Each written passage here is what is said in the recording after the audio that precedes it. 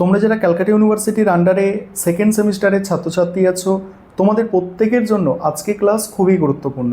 আজকে ক্লাসে তোমাদের ইএনভিএস অর্থাৎ পরিবেশবিদ্যা সাবজেক্টের ইউনিট 1 থেকে 3টি গুরুত্বপূর্ণ 5 নম্বরের প্রশ্নের উত্তর নিয়ে আলোচনা করব।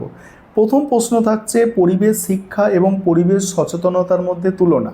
দেখো, এখানে সংজ্ঞা বা প্রাথমিক ধারণা প্রথমে দেখে নাও যে পরিবেশ শিক্ষা হলো পরিবেশ সম্পর্কিত জ্ঞান, দক্ষতা, মূল্যবোধ অর্জনের একটি সুশৃঙ্খল ধারাবাহিক প্রক্রিয়া। এটি মানুষের মধ্যে পরিবেশ সম্পর্কে গভীর অন্তর্দৃষ্টি তৈরি করে। এটা হচ্ছে পরিবেশ শিক্ষা। আর পরিবেশ সচেতনতা হলো পরিবেশের বিভিন্ন সমস্যা এবং তার সংরক্ষণ সম্পর্কে মানুষের প্রাথমিক উপলব্ধি ও জাগরণ। অর্থাৎ সচেতনতা হলো জানার ইচ্ছা, আর শিক্ষা হলো সেই বিষয়ে পূর্ণাঙ্গ জ্ঞান অর্জন। এবারে হচ্ছে মূল যে তুলনা, সেখানে হচ্ছে প্রথম পয়েন্ট হচ্ছে দেখো প্রকৃতি ও পরিধি। পরিবেশ শিক্ষা একটি অত্যন্ত বিস্তৃত, সুশৃঙ্খল, দীর্ঘমেয়াদী প্রক্রিয়া। এর মাধ্যমে মানুষ পরিবেশের বিভিন্ন জটিল বিষয়গুলির বৈজ্ঞানিক ও সামাজিকভাবে গভীরভাবে বিশ্লেষণ করতে শেখে। কিন্তু পরিবেশ সচেতনতা হলো এই সুদীর্ঘ শিক্ষার প্রাথমিক ধাপ, যা মূলত যে কোনো নির্দিষ্ট সমস্যার প্রতি মানুষের দৃষ্টি আকর্ষণ করে। উদ্দেশ্য ও লক্ষ্য, তারপরে পরিবেশ শিক্ষার মূল লক্ষ্য হলো পরিবেশ রক্ষার্থে মানুষের মূল্যবোধ গঠন করা, আচরণগত পরিবর্তন ঘটানো, সমস্যা সমাধানে তাদের সক্রিয় অংশগ্রহণে উৎসাহিত করা। বিপরীতক্রমে পরিবেশ সচেতনতার প্রধান উদ্দেশ্য হলো সাধারণ মানুষকে পরিবেশের বর্তমান সংকট, দূষণ, বিপদ সম্পর্কে শুধুমাত্র সতর্ক করা। তারপর পদ্ধতিগত ও প্রয়োগ ব্যবস্থা।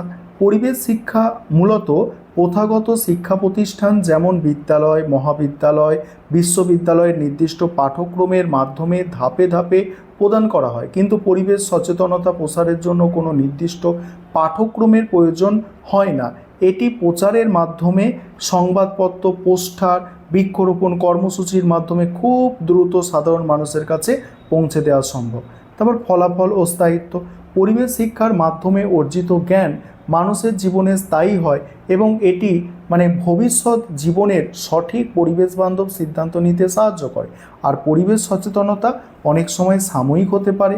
কোনো বিশেষ ঘটনার পর মানুষ সাময়িকভাবে সচেতন হলেও সঠিক শিক্ষার অভাবে তার দীর্ঘস্থায়ী রূপ পায় না।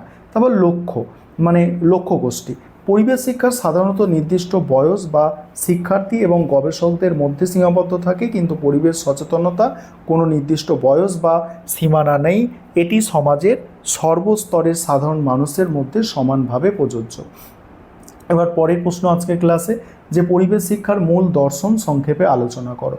এই প্রশ্নের উত্তরটা নিয়ে আলোচনা করব। তার আগে একটা বিষয় তোমাদের বলার আছে, তোমাদের জন্য অনলাইন কোচিং ক্লাস চলছে। তোমরা যদি কেউ পেড ব্যাচে অ্যাডমিশন নিতে ইচ্ছুক থাকো বা আমাদের থেকে স্টাডি মেটেরিয়াল অর্থাৎ পিডিএফ নোটস কিনতে চাও, তাহলে তোমরা স্ক্রিনে দেওয়া নম্বরে যোগাযোগ করতে পারো।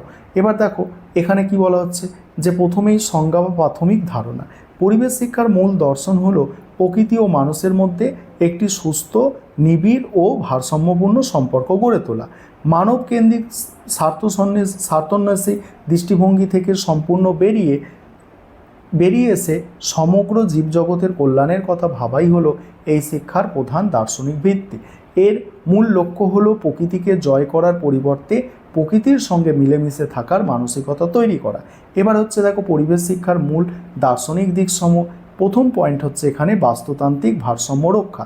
পরিবেশ শিক্ষার অন্যতম প্রধান দর্শন হলো পৃথিবীর প্রতিটি সজীব ও নির্জীব উপাদান একে অপরের ওপরে নির্ভরশীলতাকে গভীরভাবে স্বীকার করা। মানুষের কোনো স্বার্থপর কাজের জন্য যাতে প্রকৃতির এই সূক্ষ্ম ভারসাম্য কোনোভাবে নষ্ট না হয় তা নিশ্চিত করাই এর অন্যতম লক্ষ্য। তারপর টেকসই উন্নয়ন বা সুস্থায়ী উন্নয়ন। বর্তমান প্রজন্মের সমস্ত রকম চাহিদা মেটানোর পাশাপাশি ভবিষ্যৎ প্রজন্মের জন্য অপরিহার্য প্রাকৃতিক সম্পদগুলোকে সুরক্ষিত রাখার চিন্তাধারা হলো এই শিক্ষার অন্যতম একটি গুরুত্বপূর্ণ দর্শন। একেই পরিবেশ বিজ্ঞানের ভাষায় সুস্থায়ী উন্নয়ন বা টেকসই উন্নয়ন বলে। তারপর হচ্ছে সামাজিক ও নৈতিক দায়িত্ববোধ জাগ্রত করা। পরিবেশ কেবল মানুষের যথেচ্ছ ব্যবহার এর বস্তু নয়, এটি আমাদের অস্তিত্বের একমাত্র আশ্রয়স্থল। এই শিক্ষার দর্শন মানুষকে পরিবেশের প্রতি শ্রদ্ধাশীল হতে শেখায় এবং নিজের প্রত্যাহিক জীবনের দায়িত্ব ও কর্তব্য সম্পর্কে সজাগ করে তোলে। তারপর কি সক্রিয় অংশগ্রহণ ও সমস্যা সমাধান। এই দর্শন শুধুমাত্র তাত্ত্বিক জ্ঞান প্রদানের পক্ষপাতী নয়, এটি বিশ্বাস করে যে পরিবেশগত সমস্যাগুলি সঠিকভাবে চিহ্নিত করে সেই সমস্যা সমাধানে স্থানীয়, জাতীয়, আন্তর্জাতিক স্তরে শিক্ষার্থীদের সক্রিয়ভাবে অংশগ্রহণ করতে হবে। হাতে কলমে কাজের মাধ্যমে পরিবেশ রক্ষা এর অন্যতম ভিত্তি। তারপর হচ্ছে বহুমাত্রিক ও সামগ্রিক দৃষ্টিভঙ্গি। পরিবেশ শিক্ষার কোনো একটি নির্দিষ্ট বিজ্ঞান বা শাখার মধ্যে সীমাবদ্ধ নয়।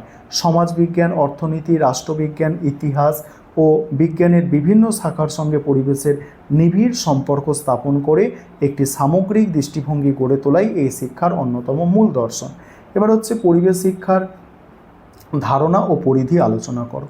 প্রথম পোর্শন হচ্ছে পরিবেশ শিক্ষার ধারণা। পরিবেশ শিক্ষা বলতে এমন একটি বিজ্ঞানভিত্তিক, সামগ্রিক ও ধারাবাহিক শিক্ষা ব্যবস্থাকে বোঝায় যার মাধ্যমে মানুষ তার চারপাশের প্রাকৃতিক ও সামাজিক পরিবেশ সম্পর্কে গভীর জ্ঞান অর্জন করে। এই শিক্ষার মূল লক্ষ্য হলো পরিবেশের বিভিন্ন উপাদান এবং তাদের পারস্পরিক সম্পর্ক সম্পর্কে মানুষকে সচেতন করা। এর পাশাপাশি পরিবেশগত বিভিন্ন সমস্যা চিহ্নিত করে সেগুলির সমাধানে সক্রিয় অংশগ্রহণ এবং পরিবেশ সংরক্ষণের প্রতি দায়িত্বশীল দৃষ্টিভঙ্গি গড়ে তোলা এই শিক্ষার অন্যতম অঙ্গ। আর এই শিক্ষা কেবল শ্রেণীকক্ষের মধ্যে সীমাবদ্ধ থাকে না, বরং এটি জীবনব্যাপী প্রক্রিয়া যা মানুষকে প্রকৃতির প্রতি শ্রদ্ধাশীল হতে এবং পরিবেশের ভারসাম্য বজায় রেখে সুস্থ জীবনযাপনে অভ্যস্ত হতে সাহায্য করে। তারপর হচ্ছে পরিবেশ শিক্ষার পরিধি।